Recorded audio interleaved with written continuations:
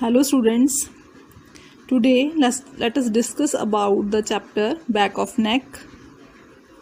Nerve supply of skin of back of neck. So the skin of back of neck and back of scalp, it is supplied by C2 and C3 nerves. C2-3 nerve is also known as greater occipital nerve and C3 nerve is also known as third occipital nerve. Dorsal rami of these nerves C2 and C3 supplies the back of neck area. And further, these two nerves, these give branches, that is medial branch and lateral branch.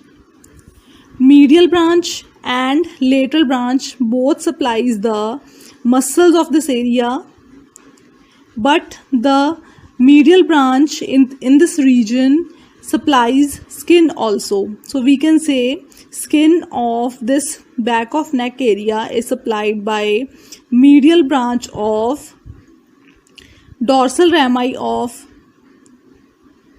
C2 and C3 nerves.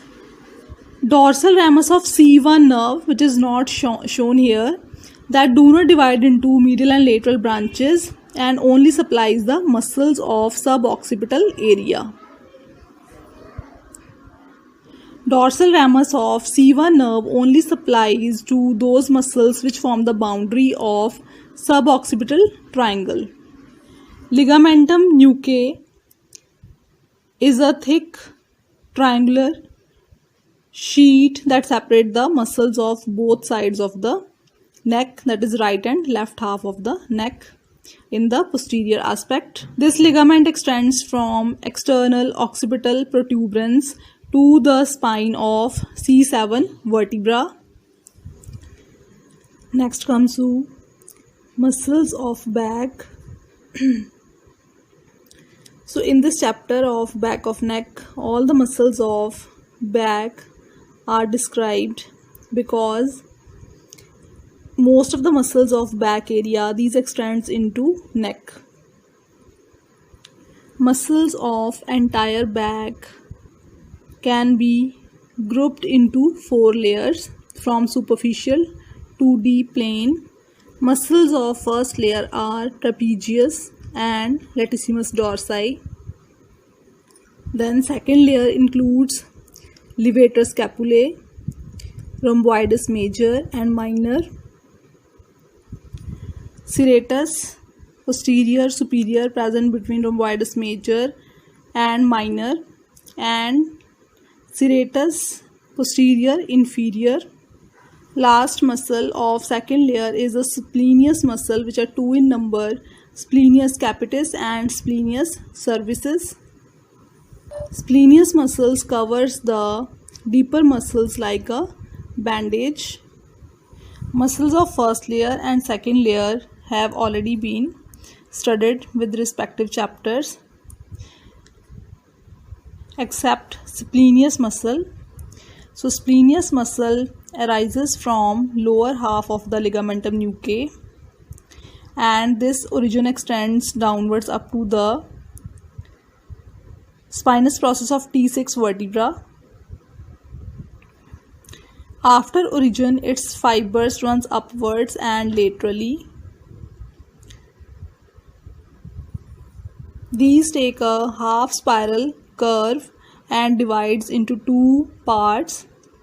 One is splenius capitis, that is the upper part of the muscle, and splenius cervicis, that is the lower part. The fibers of splenius cervicis muscle, these take a medial curve and reaches the posterior tubercle of transverse process of C1 to C4 vertebrae and insert there. Fibers of splenius capitis run upwards and laterally. These forms the floor of posterior triangle of the neck, and these get inserted into the mastoid process beneath the sternocleidomastoid muscle. Nerve supply. This muscle is supplied by dorsal rami of C1 to C6 spinal nerves. Means upper 6 spinal nerves supplies this muscle. Muscle of third layer is erector spinae muscle, also known as sacrospinalis muscle. Erector spinae is a large group of muscles that run vertically on either side of the spine, about 1 hand width from spinous processes. As a group, these muscles extend and stabilize the entire vertebral column. This muscle is the true muscle of the back. It extends from sacrum to the skull, and it is supplied by posterior ramus of spinal nerves. Origin of the muscle.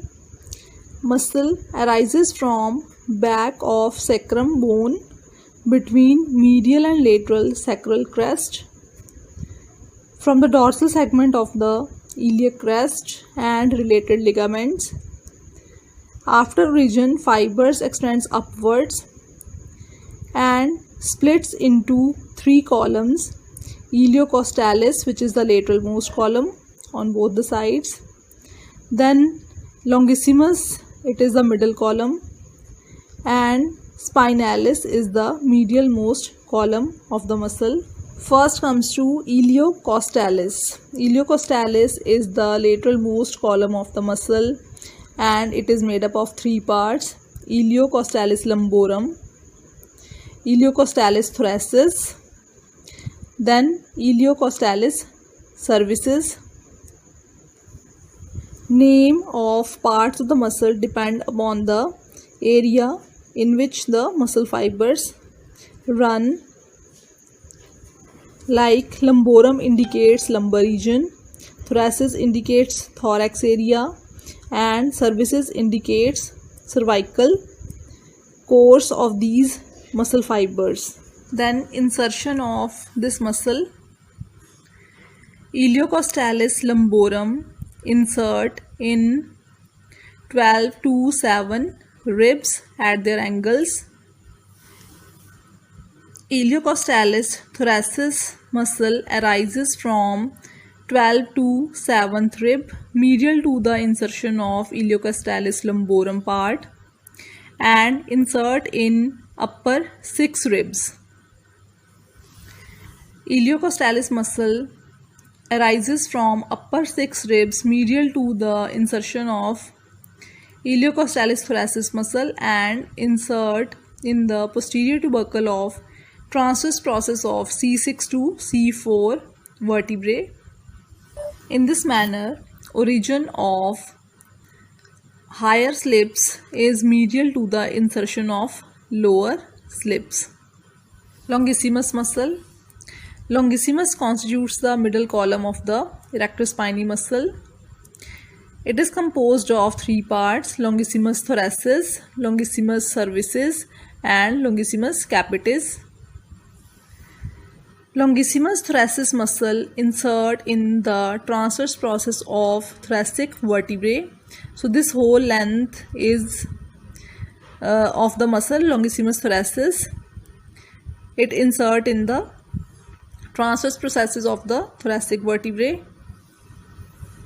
Then longissimus cervicis, this thin muscle, it arises from transverse process of T6 to T1 vertebrae and insert into the transverse process of C6 to C2 vertebrae. Longissimus capitis muscle arises from T3 to T1 vertebrae, runs through the cervical area and insert into the masseter process of the temporal bone. Spinalis constitutes the medial most column. It extends between lumbar vertebrae and cervical vertebrae. It is having 3 parts: spinalis lumborum, spinalis thoracis, and spinalis cervicis part. Spinalis lumborum part insert in the spinous process of lumbar vertebrae. Spinalis thoracis originates from spinous process of L3 to T10 vertebrae and insert into the spinous process of T8 to T2 vertebrae. Spinalis cervicis lies in the upper part, arising from spinous process of T2 vertebra to C6 vertebrae and insert in the spinous process of C4 to C2 vertebrae. Third layer has one more muscle, semispinalis muscle, which is having three parts: semispinalis thoracis, semispinalis cervicis and semispinalis capitis part. Semispinalis muscle extends between the transverse processes of the vertebrae and spines of the vertebrae. This muscle lies only in the upper half of the vertebral column, means it extends from thoracic area to the skull. Means this muscle arises from the transverse processes of the lower vertebrae and insert into the spinous process of higher vertebrae. So the fibers of this muscle runs in somewhat oblique manner. Out of these three parts, thoracis, cervicis and capitis, semispinalis capitis is the biggest component or biggest part. It arises from transverse process of C3 to T4. C3 to T4 vertebrae, passes up along the median plane and insert in the area between superior and inferior nuchal lines of the occipital bone. So in the diagram, the semispinalis muscle of one half of the vertebral column is visible. In the same manner, in the other half, this muscle is present and supports the vertebral column. Fourth layer of muscles of back contains multifidus, rotators, interspinales, intertransversi muscles and suboccipital muscles in the upper area. Their names indicate their location and function. Like multifidus is having multiple heads. Rotators are responsible for rotation of the vertebral column.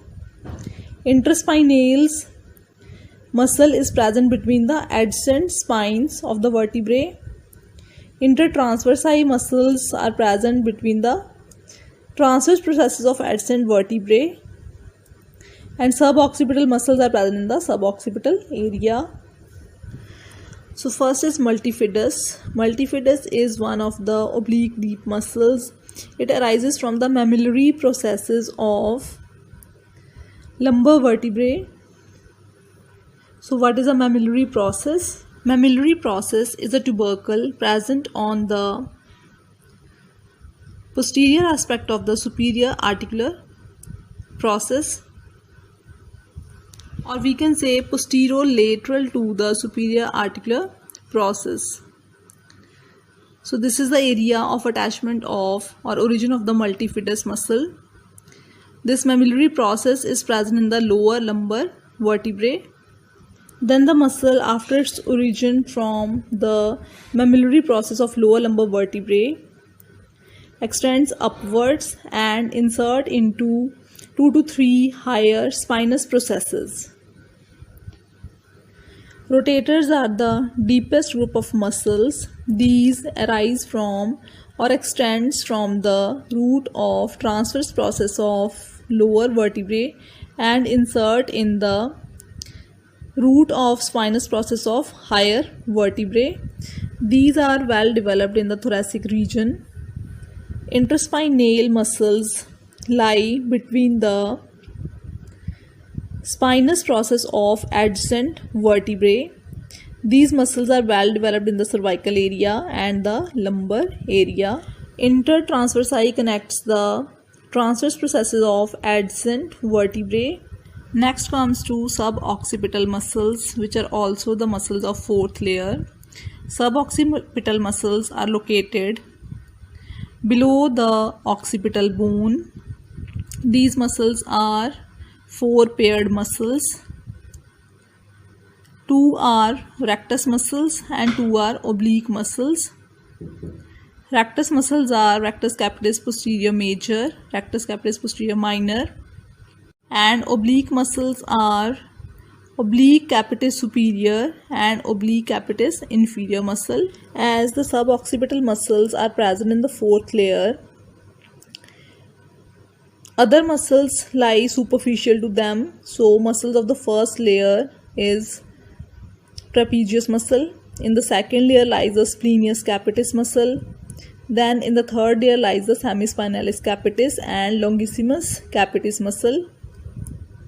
So let us discuss the suboccipital muscles in detail.